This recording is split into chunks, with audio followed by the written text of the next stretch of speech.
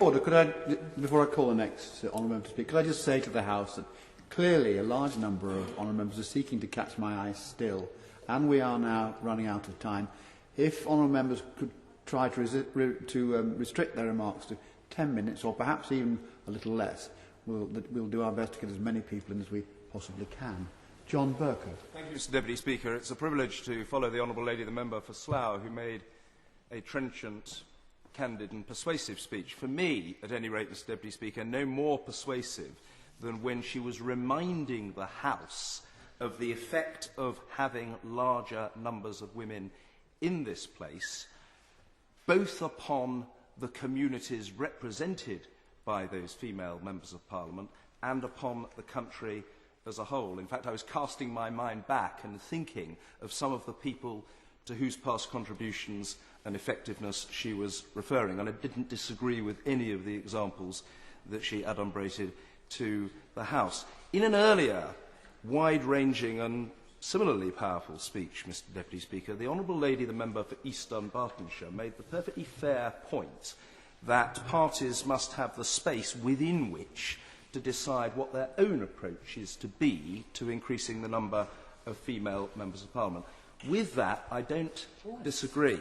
I suppose my starting point, nevertheless, Mr Deputy Speaker, is that I'm an empiricist. I tend to follow Edmund Burke in thinking that one shouldn't wallow in the realms of metaphysical abstraction. You should actually look at the evidence. What does it tell you? What happened? What was the outcome? And the reason why, a little over 5 years ago, I came to the conclusion that my own party ought to adopt all-women shortlists was simply that when you look at the evidence across the world, no other instrument has been remotely comparably effective in ratcheting up the level of female representation. And it seems to me that you don't have to look into the crystal ball when you can read the book. The Honourable Lady, the member for East Dunbartonshire, was absolutely right to stress that there are all sorts of other elements in the equation. You've got to have a family-friendly environment, you've got to have people who are willing to entertain the prospect of a woman, you've got to rule out sexist language, sexist lines of questioning, sexist and intimidatory behaviour, and so on. But I simply myself think that all-women shortlists can make a decisive difference, and the governing party has demonstrated that to its benefit, and doubtless to the benefit of the country as well.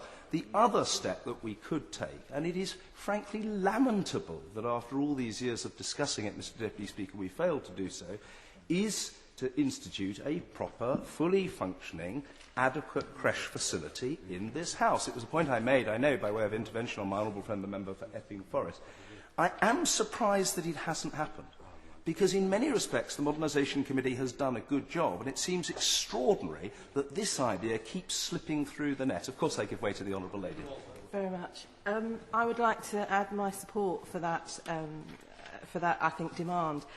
One of the reasons why my right honourable friend, the Leader of the House, saw so many babies in the Whip's office the other night is that so many of my colleagues came in for the vote, they brought their babies in, they're not allowed to take the babies through the lobbies at all.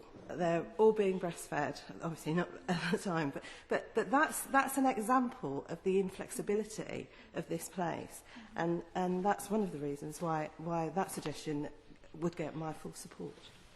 I understand the Honourable Lady's irritation at that, and I've encountered a similar sort of situation in chairing a public bill committee, and I felt very sorry for the honourable member concerned who kept having to go in and out of the room all the time. I simply wasn't empowered myself as a humble and rather junior member of the Chairman's panel to do anything about it, but I did think this cannot be right. This level of rigidity and resistance to change must be wrong. I can see the Honourable Lady for East Dunbartonshire wants to intervene.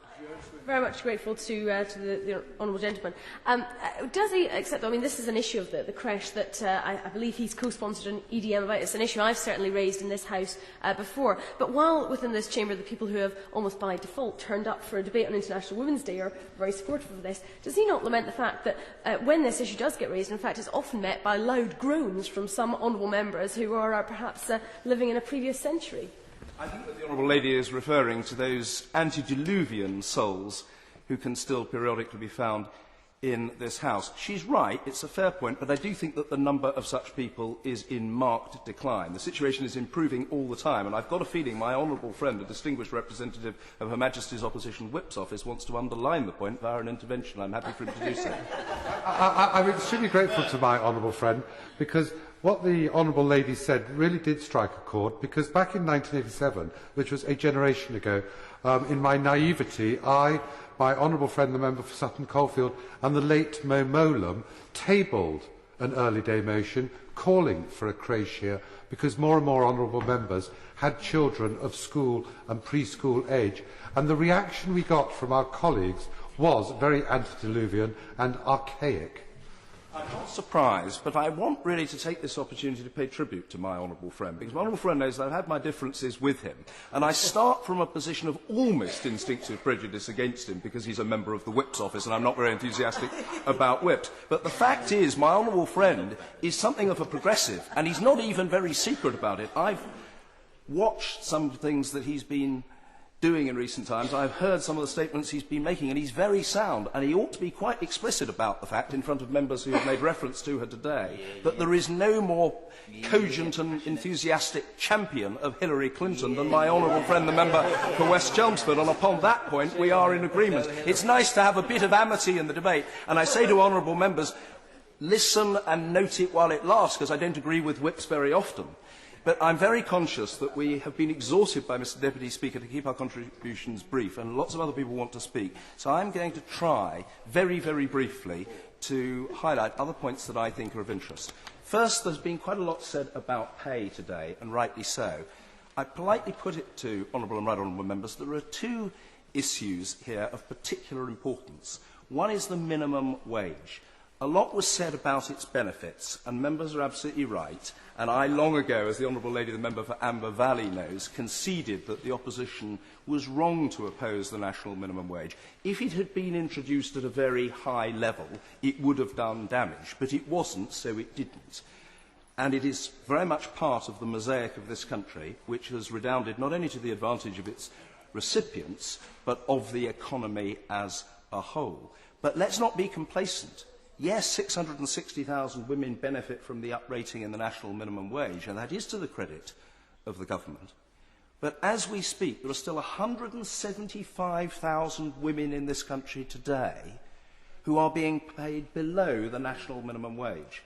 Now, I accept, as the Honourable Lady the Member for Slough said, that government can't do it all. It isn't all about this House. It isn't all about ministers. It isn't all about new legislation.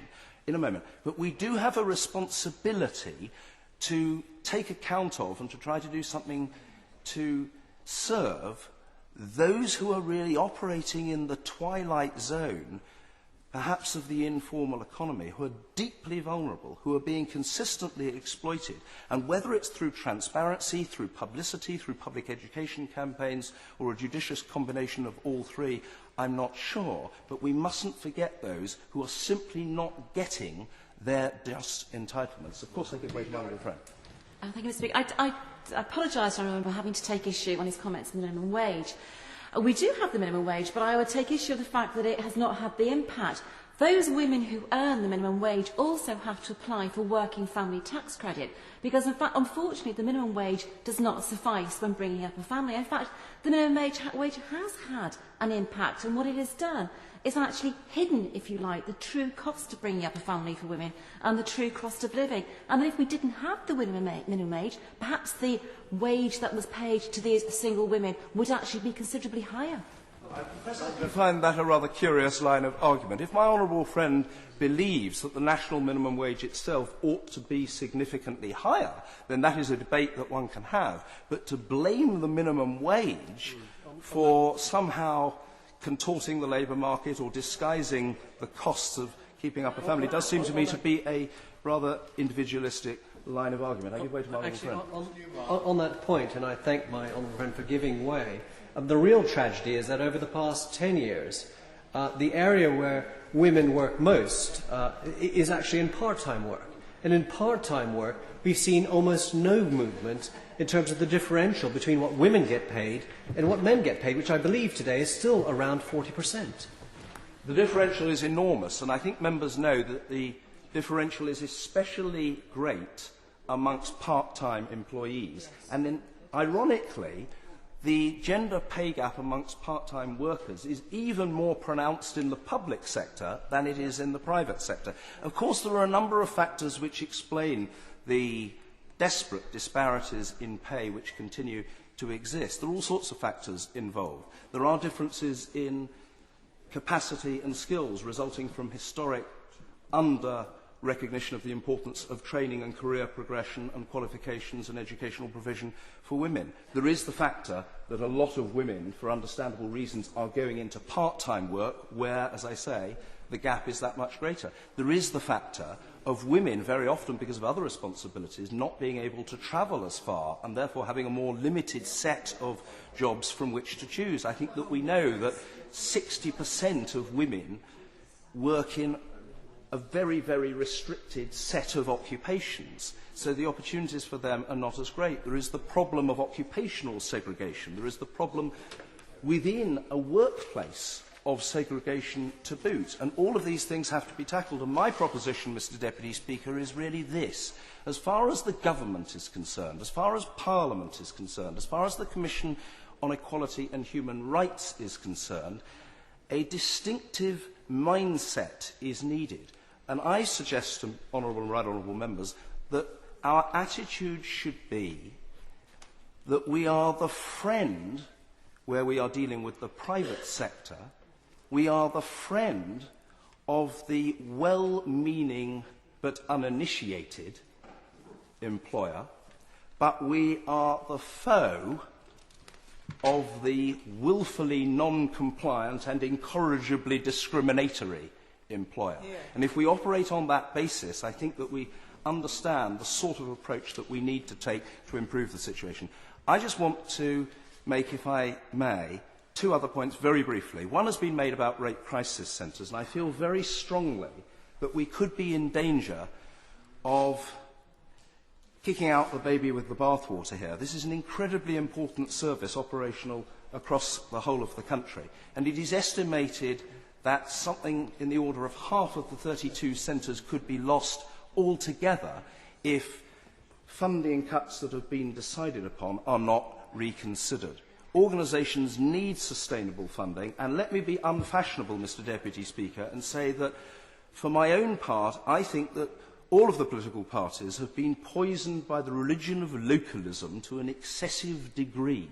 It's all very well to talk about local innovation, local variation, local social entrepreneurship, but where you are talking particularly about relatively vulnerable categories of people, amongst whom I include women and children with special educational needs, in whom I think members know I am very interested, you often have to have protective mechanisms in place, including ring-fence funding, to ensure that the people at whom the resources need to be directed are able to access those resources. And the last point I make might be of interest to the Honourable Lady, the member for Luton South, if she was still in the chamber. She, I know, has been a passionate champion of women who have suffered from or are at risk of domestic violence. The government has done excellent work on that front. There is just one caveat. I know there is now talk of changing the no recourse to public funds rule. I welcome what I understand the Parliamentary Under-Secretary of State at the Home Office, the Honourable Gentleman Member for Gedling, is reported to have said to the Home Affairs Select Committee earlier this week on that matter.